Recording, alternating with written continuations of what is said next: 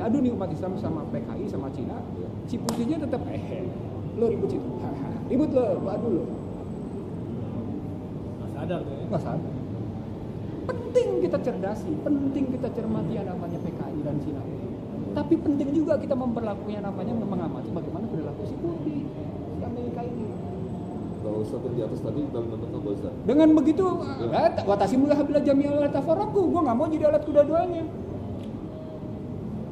Riwayat Rasulullah ngebangun kekuatan pertahanan di mana dia adalah bukan cuma sekedar ngebangun masjid, tapi masjid sebagai pusat pembinaan umat dalam perspektif awal adalah ekonomi.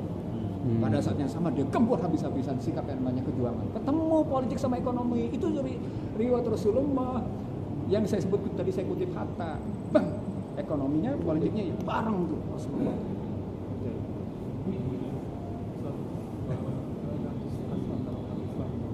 Iya.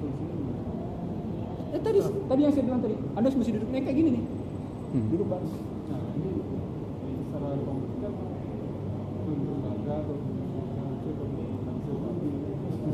Itu teknisnya lebih detail lagi.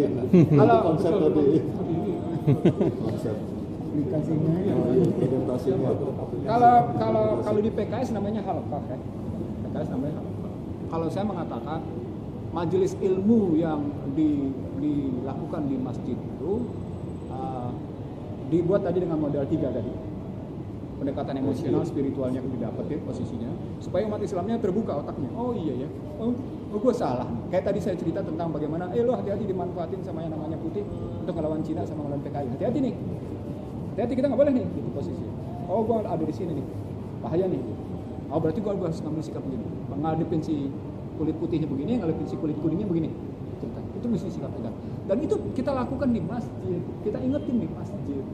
Karena memang masjid pusat pembinaan umat posisinya. Nah, terus saatnya sama dia organisasi sistem keuangannya sehingga nggak ada orang Islam yang tangannya di bawah. Itu mau kalau gua yang ada adalah umat Islam tangannya jabat tangan sesama sebagai umat Islam. Itu mau gua strategi gua. Enggak, kalau saya nggak kepingin itu, jujur aja. Ustaz, jadi endingnya seperti apa yang demikian oleh umat Islam di Indonesia? Anda tetap terdominasi. Apa yang dikatakan? Anda tetap jadi alat dan Anda tetap jadi gampang. Snapflip, ini kan teori Snapflip, teorinya orang Belanda. Jadi sebelum Sunnah Kubronya, itu Snapflip dulu yang diturunin. Snapflip itu utusan Belanda untuk madu domba. Baru berikutnya Sunnah Kubronya dengan Islam. Sama modalnya begitu, nggak berubah. Jadi dari modal dulu sampai sekarang sesungguhnya values-nya sama, modus operandinya sama, cuman pelakunya berbeda. Modalnya masih begitu. Iya kebentuk begitu gitu. Kata kuncinya satu rahmi umat yang terputus miskin. Tapi kata kunci di pemimpinnya. Pemimpin harus ketemu pemimpinnya dulu siapa. Kalau saya berikutnya, begitu silaturahim terjadi, jangan serta-merta seseorang merasa maaf ya, karena dalam situasi distress gitu ya. Tadi seperti kata-kata saya ini orang biasa aja, saya biasa. Saya datang ke masjid sini juga saya jamaah biasa. Ini gue biasa aja, gue jamaah. Tapi lu jangan coba-coba sama gue. Bahasa sederhana itu, gue siap melawan.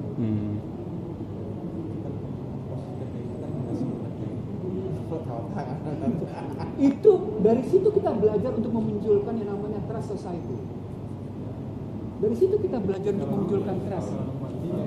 Iya, ya dari situ kita memunculkan trust. Nah itu yang sedang terjadi sesungguhnya di kalangan ulama dalam konstruksi menghadapi pilkada 2017. Itu yang bahaya. Iya pasti posisinya. Jadi itu yang saya bilang.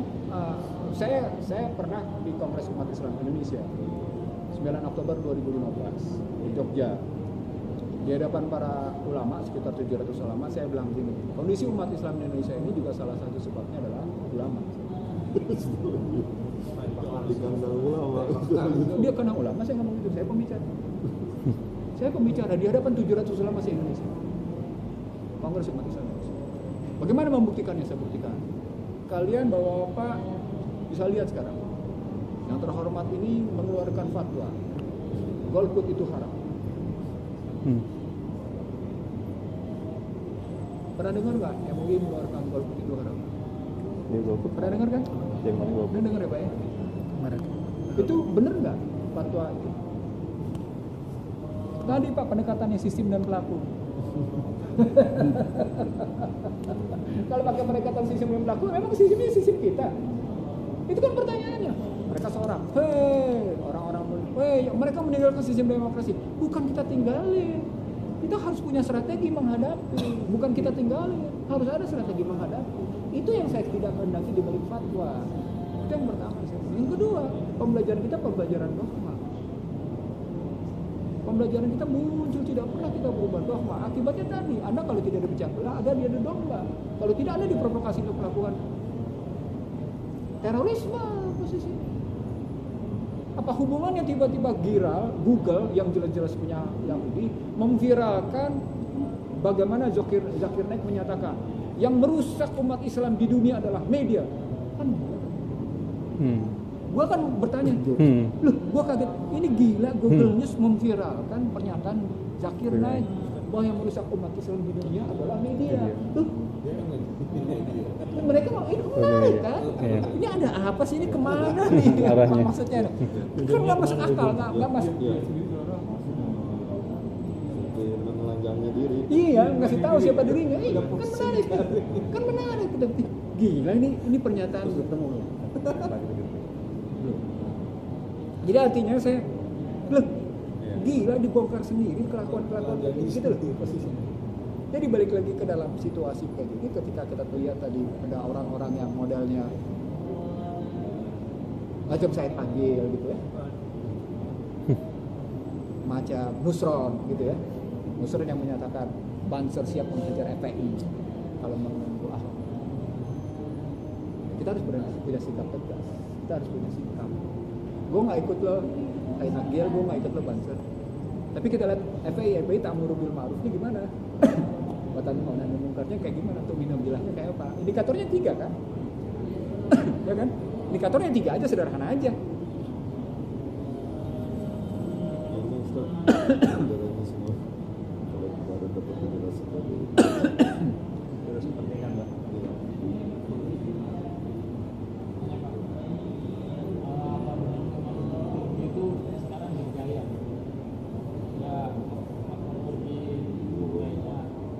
Dalam connectivity wars yang PBB awal baru itu, Turki dianggap sangat menentukan